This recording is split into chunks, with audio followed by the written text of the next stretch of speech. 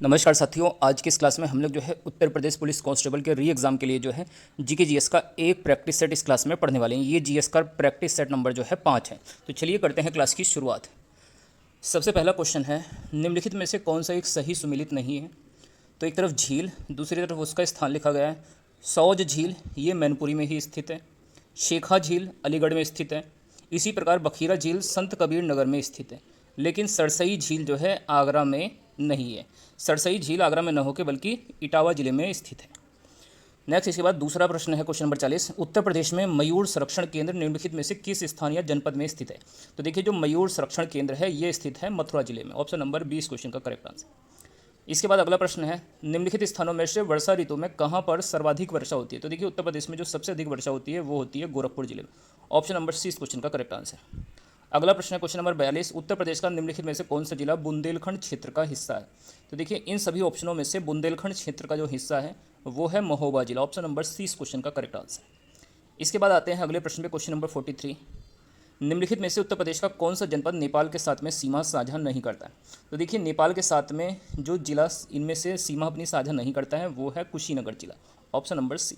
इसके अलावा बलरामपुर, श्रावस्ती, लखीमपुर खीरी ये सभी जिले जो है नेपाल के साथ में सीमा साझा करते हैं।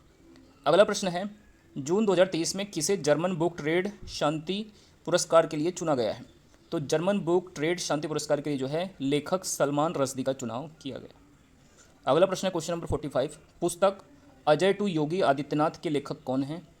तो देखिए, जो बुक है अजय टू योगी ये आदित्यनाथ के जो उत्तर प्रदेश के मुख्यमंत्री इनके जीवन पर लिखी गई ये पुस्तक है और इसको लिखा गया है शांतनु गुप्ता के द्वारा। Option number B.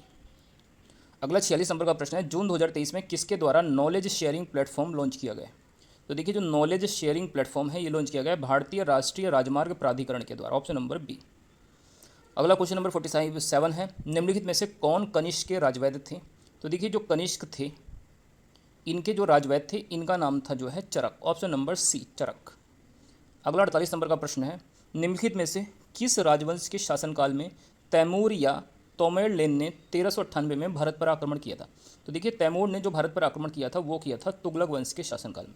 Option number 20 question का करेक्ट आंसर होगा। इसके बाद देखिए, अगला प्रश्न है क्वेश्चन नंबर 49, वायकोम सत्याग्रह 1924 से लेकर 1925 कहाँ पर चलाया गया था। तो देखिए, जो वायकोम सत्याग्रह है इसको चलाया गया था जो है केरल राज्य के अंदर। वायकोम केरल इसका राइट आंसर होगा।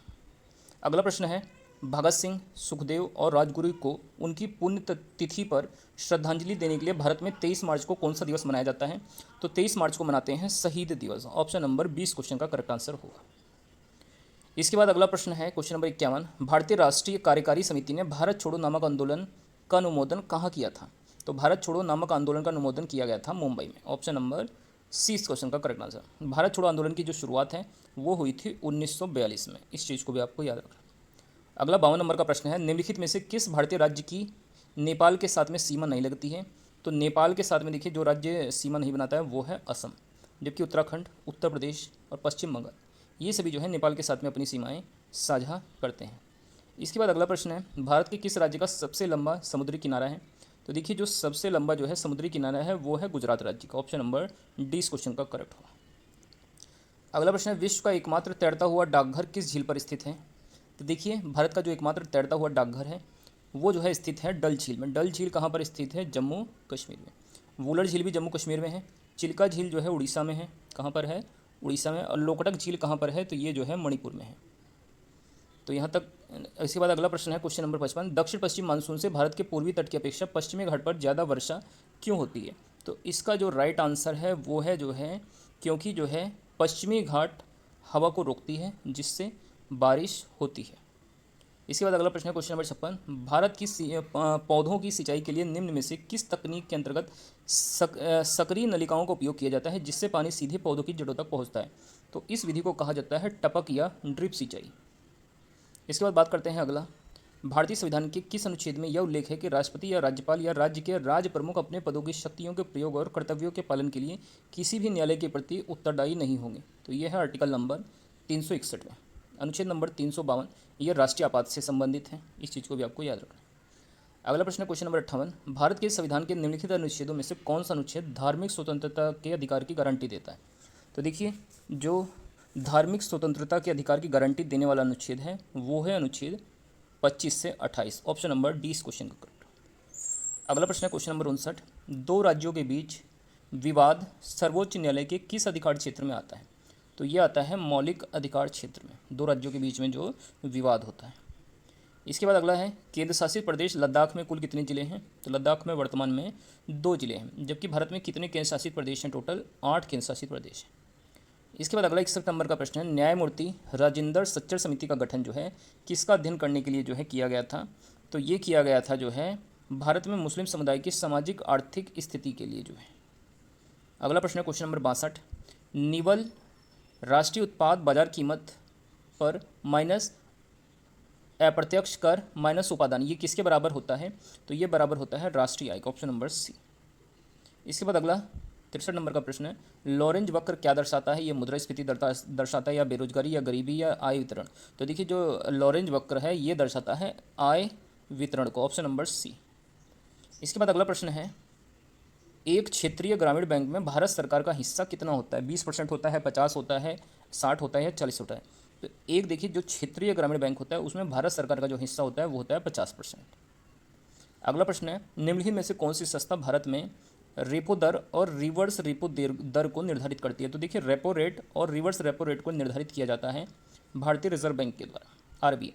आरबीआई की स्थापना होती है 1 अप्रैल 1935 को। इस चीज़ को व्याख्या स्टेट बैंक कब बना था? 1955 में।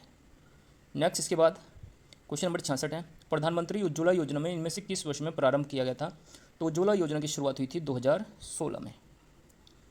इसके बाद अगला प्रश्न है 67। गोल्डन हैंडशेक में निम्नलिखित में से किस योजना का एक और नाम है? तो गोल्डन हैंडशेक योजना जो है दूसरा नाम है स्वैच्छिक सेवानिवृत्ति योजना का। इसके बाद अगला 68 नंबर का प्रश्न है अटल पेंशन योजना में सम्मिलित होने के लिए जो है अधिकतम आयु कितनी है? तो 45 वर्ष से 40 है, 35 है या 50 है? तो देखिए अटल पेंशन योजना में शामिल होने की अधिकतम आयु जो है 40 वर्ष है, 40 ईयर्स। इसके बाद अगला प्रश्न है क्वेश्चन नंबर 69। न्यूरॉन सिद्धांत के लिए जो है 1906 में नोबेल पुरस्कार किसने जीता था?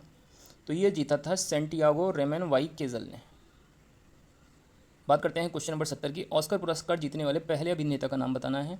तो देखिए ऑस्कर पुरस्कार जीतने वाले पहले अभिनेता का नाम है एमिल जेनिंग्स। नेक्स्ट इसके बाद 71 नंबर का प्रश्न है लोना LONA शब्द का प्रयोग किस खेल में होता है? तो ये किया जाता है कबड्डी में शब्द का प्रयोग। कबड्डी के खेल में कितने खिलाड़ी होते हैं? 7। वॉलीबॉल में होते हैं 6 खिलाड़ी। खो खो में खेलते हैं 9 खिलाड़ी। इसके बाद अगला प्रश्न है 11 जुलाई को प्रत्येक वर्ष किस रूप में मनाया जाता है? तो ये मनाया जाता है विश्व जनसंख्या दिवस के रूप में। विश्व स्वास्थ्य दिवस 7 अप्रैल को होता है। विश्व पर्यावरण दिवस 5 जून का मनाया जाता है और विश्व जल दिवस जो है 22 मार्च का होता है। तो ये कुछ अदर इंपॉर्टेंट डेज थे, आप इसको भी नोट कर सकते हैं। अगला प्रश्न है प्रसिद्ध उपन्यास द इनहेरिटेंस ऑफ लॉस किसने लिखा है? तो ये लिखा गया है किरण देसाई के द्वारा। नेक्स्ट 74 नंबर का प्रश्न है एम्स्टर्डम किस देश की राजधानी है? तो ये नीदरलैंड देश की राजधानी है। इटली की राजधानी क्या है? रोम है। दक्षिण कोरिया की सियोल है और UAE की राजधानी है अबू धाबी। तो ये कुछ अन्य देशों की राजधानी है जो आपको याद होनी चाहिए। इसके बाद अगला प्रश्न है अंतिम प्रश्न इस क्लास का कॉन्टैक्ट लेंस का आविष्कार किसने किया था?